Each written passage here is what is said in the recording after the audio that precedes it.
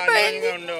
బాగుండేవాళ్ళు, ఏ గొడవలు లేవు, ఏ కీసులు. వీళ్ళిద్దరు పరిస్థితి ఏంటమ్మా ఇప్పుడు? ఇద్దరు మీరు తప్ప మీకు తప్ప ఎవరు లేరండి వాళ్ళకి. అందుకేనండి మీలాంటి వాళ్ళు సాయం చేయాలని మేము కోరుకుంటున్నాం. ఇక్కడ ధన ఉన్నారు స్థానిక నాయకులు. సార్ యాక్చువల్గా అంటే చాలా బాధాకరమే ఇటువంటి ఘటన జరగడం అనేది. అంటే మీరు ఆల్రెడీ ప్రభుత్వంలో ఉన్న వాళ్ళే స్థానిక కార్పొరేటర్ కదా, అంటే వీళ్ళకి సహాయ సహకారం చేస్తున్నారా?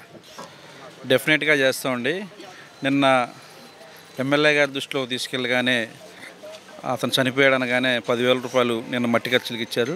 ఇదే విధంగా ఇవాళ కూడా మెసేజ్ పెట్టాం సార్కి, మళ్ళీ 10,000 రూపాయలు వాళ్ళ మట్టి ఖర్చులు కానీ ఇమ్మని చెప్పారు. మొత్తం 20,000 రూపాయలు కుటుంబానికి మట్టి ఖర్చుల నిమిత్తం ఇచ్చారు.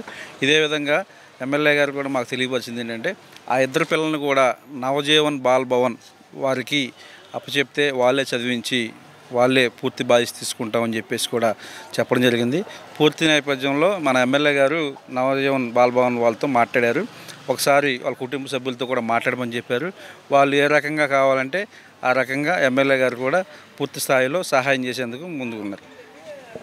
ఇక్కడ ఇంతకన్నా ఎక్కువ మాట్లాడించలేని పరిస్థితి. కానీ ఏదైనా కూడా చివరికి ఇద్దరు పిల్లలు, భార్యాభర్తల అన్యోన్యత ఇద్దరు పిల్లల్ని అనాథగా మార్చేసింది. భర్త మరణాన్ని తట్టుకోలేక భార్య చనిపోతే ఇద్దరు పిల్లలు కూడా ఇప్పుడు రోడ్డున పడిన పరిస్థితి. ఇటువైపు ఈ పిల్లలకు సంబంధించిన అమ్మమ్మ పరిస్థితి కూడా చూడడానికి కూడా ఆవిడే ఏం చేయలేని పరిస్థితి. సో మరోవైపు గవర్నమెంట్ నుంచి సహాయం చేస్తామని చెప్పి స్థానిక కార్పొరేటర్ కూడా చెప్తున్న నేపథ్యంలో ఒకటే గుర్తుపెట్టుకోండి, అందరూ కూడా ఇంట్లో ఎవరైనా పెద్ద చనిపోతే ఇమ్మీడియట్గా దగ్గరలో ఏ ఆర్ఎంపీ డాక్టర్నో లేకపోతే ఎవరైనా తెలిసిన డాక్టర్ని ఉంచుకోవడం బెటర్. ఎందుకంటే వాళ్ళు ఏడుస్తూనే ఉంటారు పోయిన బాధలో, కానీ వాళ్ళ హెల్త్ కండిషన్ అనేది ఎవరికీ తెలియదు.